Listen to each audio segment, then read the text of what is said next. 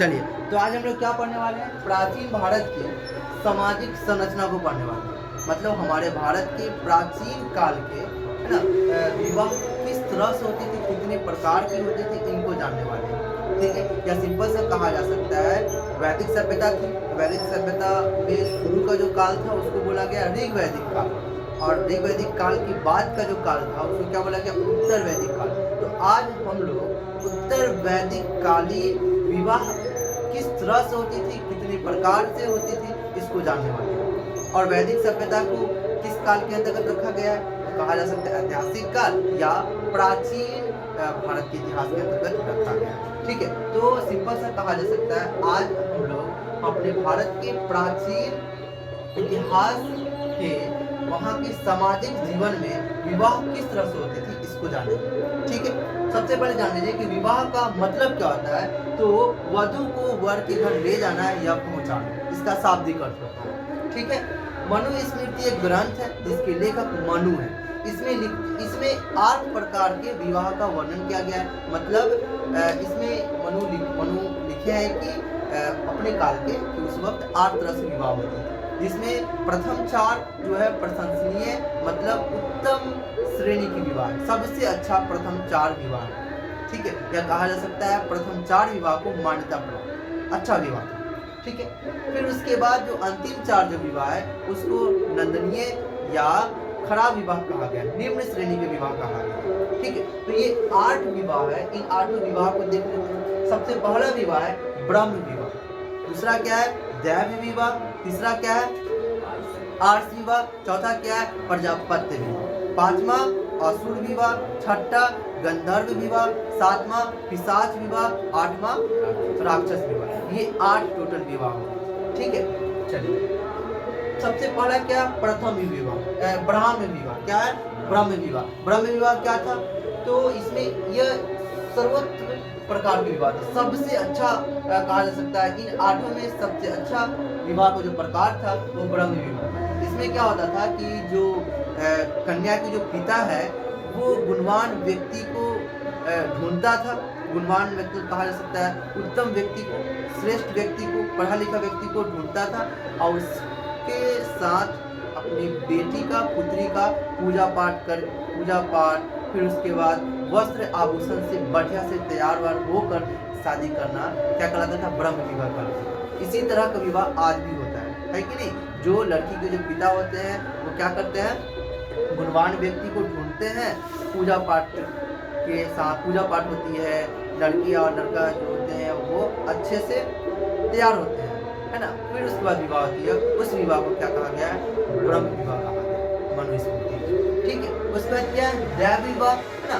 मतलब पंडित जी के साथ या यज्ञ करने वाले, यज्ञ अनुष्ठान करने वाले जो पुरोहित हैं उनके साथ किसी कन्या का विवाह होता था, तो वैसे विवाह को दैव विवाह कहा गया। कोई दिक्कत? पंडित जी के साथ या पुरोहित के साथ किसी कन्या का विवाह होना दैव विवाह था। आर्ष विवाह क्या है? तो वर से, किससे? लड़का वाला से लड़की के पिता ना एक जोड़ा बैल या एक जोड़ा गाय लेते थे, तब विवाह जो होता था उसको क्या कहा गया? आर्ष विवाह कहा गया। मतलब लड़की के जो पिता थे ना, पुरोहित को, मतलब पंडित जी को देने के लिए, है ना, गाय या जो भी खर्च हो ये सबको देने के लिए वो लड़के वाले से क्या करते थे? कुछ लेते थे, जैसे कि एक जोड़ी गाय और एक जोड़ी बैल लेते थे। तो वैसे विवाह को क्या कहा गया है? आर्ष विवाह कहा गया। अभी का देखा जाए तो अभी जो दहेज प्रथा है उसका सेम उल्टा था। उस वक्त दहेज तो नहीं कहा जा सकता, उस वक्त लड़की के पिता यज्ञ अनुष्ठान करवाने के लिए लड़के के पिता से या लड़कों वालों से क्या करते थे? कुछ सामान लेते थे, जैसे कि एक जोड़ा बैल या एक जोड़ा गाय लेते थे, तब जो विवाह होता था वैसे विवाह को आर्ष विवाह कहा गया। फिर उसके बाद क्या है? प्रजापत्य विवाह। प्रजापत्य विवाह क्या होता है? वर लड़का स्वयं कन्या के पिता से, है ना, कन्या का हाथ मांगता था, वैसे विवाह को प्रजापत्य विवाह कहा गया है। मतलब जो लड़का है वो खुद कन्या के पिता के पास, है ना, उसकी पुत्री से विवाह करने का आमंत्रण लेके जाता था, तब जो विवाह होती थी वैसे विवाह को प्रजापत्य विवाह कहा गया है। और ये प्रथम जो 4 है ये उत्तम श्रेणी के विवाह थे, मतलब अच्छा था। ठीक है, प्रशंसा किया गया है ऐसे इन चारों विवाह। इसके बाद क्या है, आसुर विवाह। इसमें क्या होता है कि लड़की का पिता किसी लड़के से, वर से कन्या को बेच देता है, तब जो विवाह होता था वैसे विवाह को क्या कहा गया है, असुर विवाह कहा गया है। वर से यथाशक्ति धन लेकर माता पिता अपनी पुत्री का उससे विवाह करते थे, वैसा विवाह असुर विवाह कहलाता था। ठीक है, फिर इसके बाद क्या है, गंधर्व विवाह। गंधर्व विवाह क्या है ना, जब वर या कन्या एक दूसरे से अट्रैक्ट हो जाते थे या एक दूसरे के गुणों पे आकर्षित हो जाते थे, तब जो विवाह होता था वैसे विवाह को गंधर्व विवाह कहा गया। सिंपल से कहा जा सकता है अब का जो लव मैरिज है वैसे विवाह को उस वक्त गंधर्व विवाह कहा गया। सिंपल समझ में आ गया होगा। चलिए, उसके बाद 7वां विवाह क्या है, पिशाच विवाह। सोती हुई या असचेत या पागल या मदमस्त कन्या के साथ जोर जबरदस्ती करके बलपूर्वक उसको शारीरिक चोट पहुंचा के विवाह करना, वैसे विवाह को क्या कहलाता था, वैसा विवाह पिशाच विवाह कहलाता था। कोई भी सोती हुई लड़की के साथ जोर जबरदस्ती करके, है ना, और उसको शादी के लिए, विवाह के लिए मजबूर करके तब विवाह करना, वैसा विवाह क्या कहलाता था, तो पिशाच विवाह कहलाता था। 8वां विवाह क्या है, राक्षस विवाह।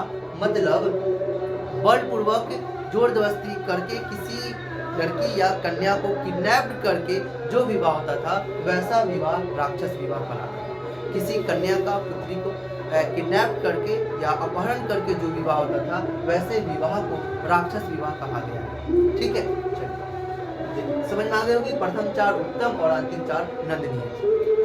अब इस वक्त मतलब हमारे प्राचीन भारत में और भी अलग तरह से विवाह होते थे। एक क्या था, अंतर्विवाह।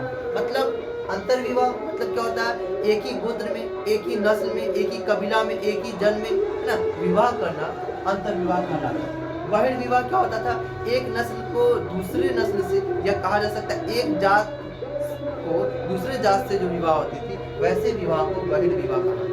मतलब एक गोत्र से किसी दूसरे गोत्र से शादी करना बहिर्विवाह कहलाता, और ऐसे विवाह भी उस वक्त होते थे।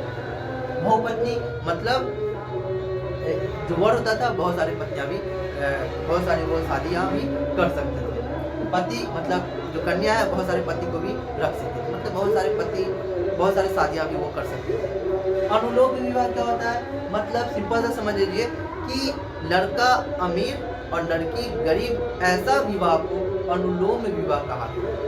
मतलब उच्च श्रेणी का वर होगा और निम्न श्रेणी की कन्या होगा, और वैसे विवाह को अनुलोम विवाह कहा गया है। ठीक है, और प्रतिलोम इसका ठीक उल्टा होगा। मतलब कन्या उच्च श्रेणी की होगी, मतलब लड़की अमीर होगी और लड़का गरीब होगा। लड़की अमीर, लड़का गरीब, ऐसे विवाह को प्रतिलोम विवाह कहा गया। उम्मीद करते हैं ये सभी आपको अच्छा लगा होगा, समझ में आ गई होगी। ठीक है, नेक्स्ट डे हम लोग या नेक्स्ट वीडियो में हम लोग, है ना, प्राचीन भारत की सामाजिक संरचना में, मतलब हमारे भारत के प्राचीन समय में विवाह के बारे में जान ली। अब संस्कार क्या थे इसके बारे में जान ली। ठीक है, 16 संस्कार थे, 16 संस्कार को अच्छे से समझें। तो इस तरह का वीडियो पाने के लिए, है ना, गहराई में अच्छे से पढ़ने के लिए इस चैनल से जुड़ के सब्सक्राइब कर दो और bell button. Thank you so much for watching this video.